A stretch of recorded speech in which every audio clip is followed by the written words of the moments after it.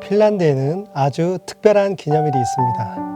매년 10월 13일을 실패의 날로 정해서 기념합니다.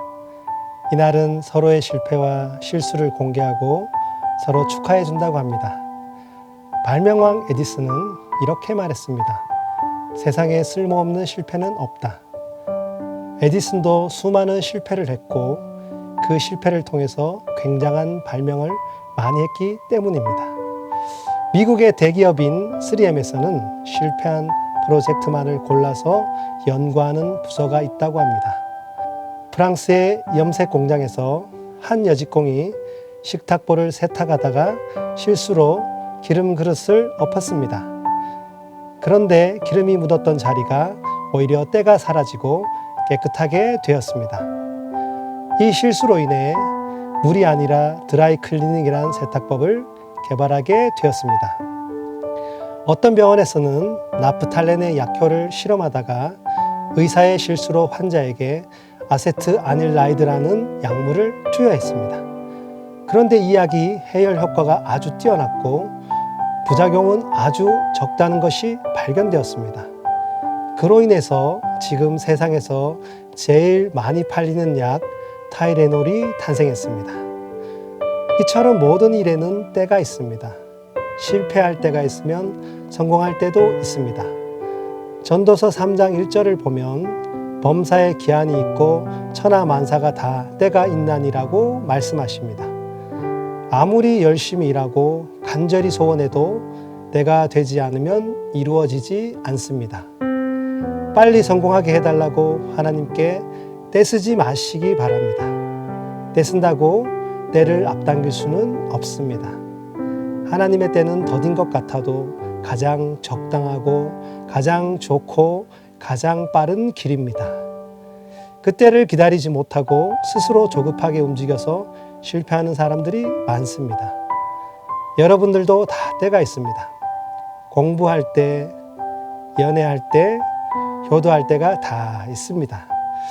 목욕탕 주인의 법칙이라는 유머가 있습니다. 첫째, 누구에게나 때가 있다는 것입니다. 어느 누구든 때 없는 사람은 없습니다. 로마서 3장 10절에 기록된 바 의인은 없나니 하나도 없으며라고 했습니다. 뿐만 아닙니다. 하나님은 누구에게나 결정적인 때를 주십니다. 때를 잘 아는 사람은 지혜로운 사람입니다. 때를 잘 따라 사는 사람은 성공적인 삶을 살 것입니다. 신앙도 그렇습니다. 기도할 때가 있고 말씀 볼 때가 있으며 찬송하고 예배할 때가 있습니다. 우리 인생 최고의 때는 하나님을 만나는 때입니다. 편안해지면 교회에 가겠다고 말하는 사람이 있습니다. 이런 사람이 병 나으면 병원에 가겠다고 말하는 것과 같습니다. 때 많은 사람이 깨끗해지면 목욕탕에 가겠다고 말하는 것과도 같습니다. 죄 많고 고난이 극심할 때 하나님을 만나야 합니다. 그때 간절한 마음으로 하나님께 나아갈 수 있고 믿음을 가질 수 있습니다. 둘째, 맡기지 않는 물건은 책임지지 않습니다. 목욕탕 입구에 걸려있는 글귀인 맡기지 않는 물건은 책임지지 않습니다 라는 말은 우리에게 또 다른 영적 교훈을 줍니다. 하나님께 맡기지 않은 일은 내가 전적으로 책임져야 합니다. 때 많은 인간은 결정적인 때에 하나님을 만나 우리의 모든 것을 하나님께 맡겨야 합니다. 그런데 중요한 것은 이제 주님만 믿고 맡기려고 할 때 문제가 생깁니다. 움직이지 않으면 문제도 생기지 않습니다. 자동차도 가만히 주차되어 있을 때 사고는 거의 나지 않습니다. 그러나 그 차가 움직일 때 항상 사고의 위험이 도사리고 있습니다. 이제 막 주님만 믿고 모든 것을 맡기려고 할 때 방해꾼들이 나타납니다. 그러나 그 방해꾼들이 무서워서 가만히 있으면 목적지에 갈 수 없습니다. 망가집니다. 자동차도 타지 않고 계속 세워두면 고장납니다.